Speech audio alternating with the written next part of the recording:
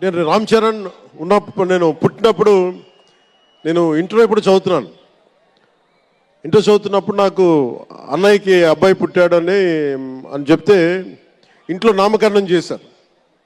నామకరణం చేసినప్పుడు మా నాన్నగారు పెట్టిన పేరు, మా ఇంట్లో అందరికీ ఆంజనేయ స్వామి పేరు రావాలి, మా ఇంటి దైవం అని. రామ్ చరణ్కి రాముడి చరణాల దగ్గర ఉండేవాడు ఎవడో హనుమంతులు, ఆంజనేయ స్వామి. నిత్యం బలం ఉండి కూడా వినయ విధేయతలతో ఉండే వ్యక్తి ఆంజనేయ స్వామి.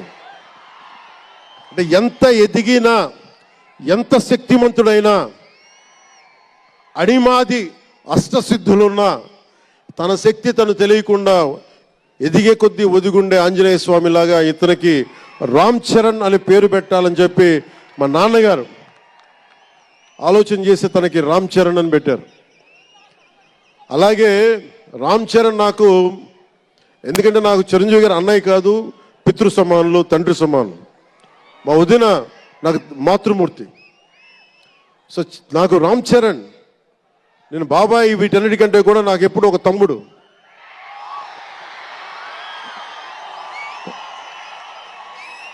చిన్నప్పుడు బాగా ఏడిపించేవాడిని, నేను ఇంకా బద్ధకంగా ఉండేవాడిని.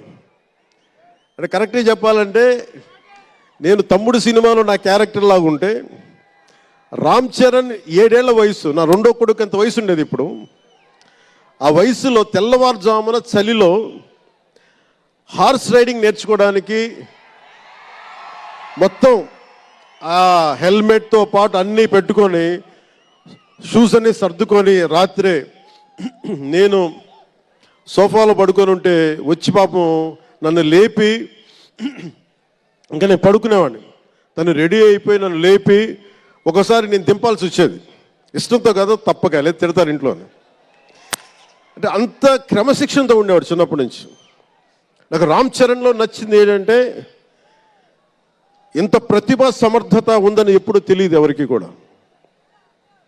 ఇంత శక్తి సమర్థత ఉంది ఈ వ్యక్తులు ఎప్పుడు మాకు తెలియలేదు. ఎప్పుడు ఇతను నేను డ్యాన్స్ చేయటం ఎప్పుడు చూడలేదు నా లైఫ్లో, సినిమాలో తప్ప. సినిమాలో బాగా వ్యక్తిగత జీవితం నేను ఎప్పుడు చూడలే. అసలు మ్యూజిక్ వేస్తే కాలు కూడా ఆడించడు, కానీ అంత అద్భుతమైన డాన్సర్. అలాగే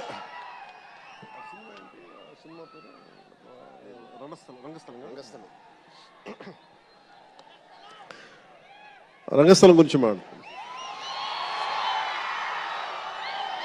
సుకుమార్ గారి డైరెక్షన్లో రంగస్థలం. నాకు నటన చూసి ఇతనికి బెస్ట్ యాక్ట్ అవార్డు రావాలని మనస్ఫూర్తిగా అనిపించింది. అంటే అంత గొప్ప పెర్ఫార్మెన్స్ చేశాడు. భవిష్యత్తులో ఇతను ఉత్తమ నటుడు కూడా కావాలి, ఉత్తమ నటుడు అవార్డు అందుకోవాలి. ఎందుకంటే తనకి ఇక్కడ పెరగల, ఆంధ్రాలో పెరగల. కీలకమైన సంవత్సరాలన్నీ తమిళనాడులో పెరిగాడు, కొంత హైదరాబాద్లో, తెలంగాణలో పెరిగాడు. ఇక్కడ గోదావరి జిల్లాల తాలూకు భావాలు, కల్చరు ప్రత్యక్షంగా ఎప్పుడు చూడాల. అవన్నీ తెలియకుండా ఆ క్యారెక్టర్లో ఇమిడిపోయి కొన్ని తరాలుగా గోదావరి తీర ప్రాంతంలో పుట్టిన వ్యక్తిగత యాక్ట్ చేసిన విధానం చూస్తే నాకు అమితంగా నాకు నచ్చింది. అంటే అంత గొప్ప నటుడు ఉన్నాడు. చిరంజీవి గారు వారసుడు అలా కాకపోతే ఇంకెలా ఉంటాడు. చిరంజీవి గారికి తగ్గ వారసుడు. తండ్రి మెగాస్టార్ అయితే కొడుకు ఏమవుతాడు, గ్లోబల్ స్టార్ అవుతాడు.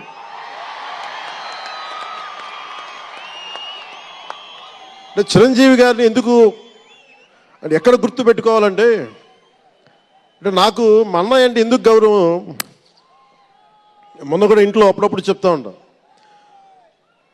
ఆయన ఒక మొగల్తూరు నుంచి వచ్చిన వ్యక్తి, ఎవరు ఆధారం లేరు. మీరు ఇంతమంది లక్షల మంది ఇక్కడ ఉన్నారు, జనం, ప్రజలందరూ ఉన్నారు.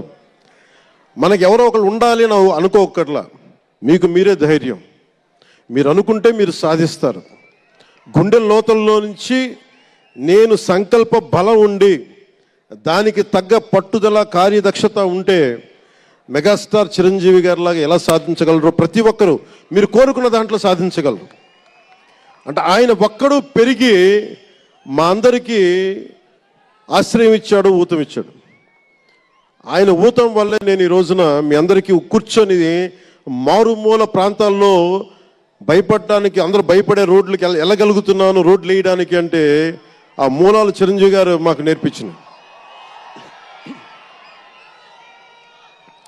అంటే ఇది ఎందుకు చెప్తున్నానంటే, నేను చిరంజీవి గారిని ఎంత కష్టపడేవారు ఆయన కష్టపడి బయటికి వచ్చి ఇంటికి వస్తే నేను అర్ధరాత్రి పూట వెయిట్ చేసేవాడిని అక్కడ సోఫాలో పడుకునే హాల్లో. మా అన్నయ్య గారు ఎప్పుడు వస్తారు, ఆయన ఎంత కష్టపడేవారంటే కనీసం వచ్చి షూలు ఇప్పుకోవడానికి అసలు శక్తి ఉండేది కాదు. అలిసి సొలిసి ఒళ్ళు కుమిలిపోయి, అంటే ఏమంటుందని అసలు కందిపోయి దెబ్బలు తిని, ఎందుకంటే అప్పుడు సేఫ్టీ మెకానిజం లేదు. మన గుండా షూటింగ్ టైంలో మన ఏదో అనకాపల్లి వెళ్తుంటే ఇక్కడే చిరంజీవి గారు చేశారని ఎవరు ఆయన సన్నిహితులు చెప్తా ఉంటే, ఆ పడిపోయి ట్రైన్ కింద యాక్సిడెంట్లో కాలు ఫ్రాక్చర్ అయ్యి, అలాంటి ఒక సేఫ్టీ లేని పరిస్థితులు ఆయన చేస్తూ ఇంటికి వచ్చేటప్పటికి మాకు చేయగలిగేది ఏంటంటే, మాకు గిల్టీగా ఉండేది.